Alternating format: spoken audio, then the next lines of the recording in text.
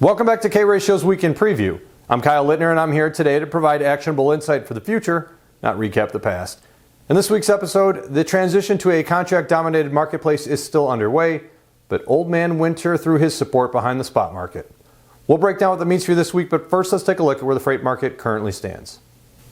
Steady she goes for the National Outbound Tender Volume Index, checking in at 13,677, fractionally down from 13,756 last week, and still 40+% higher than both 2019 and 2020. That similar level of tender volumes brings a nearly identical stance for nationwide tender rejections, coming in again at 21%, and still 3 times higher than 2020 and 4 times higher than 2019. Bringing the two metrics together brings an implied accepted tender index that remains 15% higher year over year. Flat tender volumes and tender rejections, yet an uptick in spot rates, and the truck stop national average moved up 4 cents from last week to now sit at $2.75 a mile, a full 70 cents higher year over year. That wasn't the only spot-related movement, as our favored spread chart of spot versus contract as reported by DAT saw the premium of contract over spot decrease 2 cents, now down to a 12-cent margin. Volumes, tenders, and rejections remain high but very flat, yet spot rates are moving higher, and for that we can thank Old Man Winter and the disruptions he has caused. Over the past couple of weeks, we've been discussing the importance of contract rates surpassing spot rates and the market-wide implications tied to this. One aspect we have stressed is that while this situation is long-term negative for spot rates, in the short and intermediate time, spot rates will continue to find strong support from high contract prices and any disruption to supply chain networks or localized truck capacity shortages.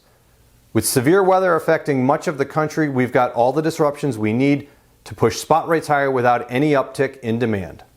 One quick peek at tender rejections for Dallas shows everything you need to know.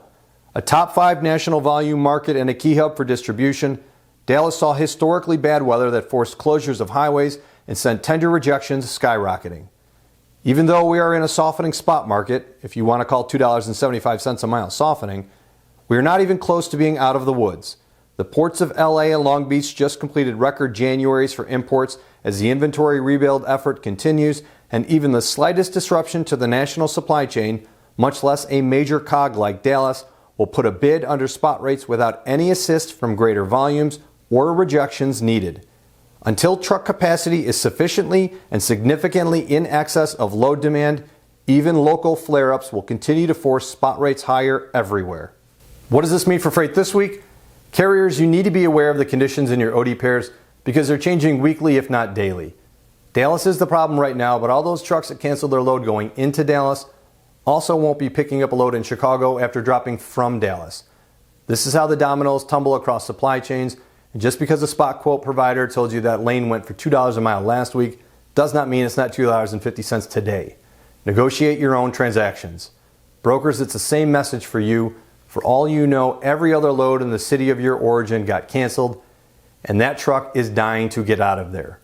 Don't rely on old stale data. Price your lanes in real time. Shippers, thankfully you run the mini bids out there because higher prices curiously can solve all of these problems. To stay current with everything freight, follow us on LinkedIn.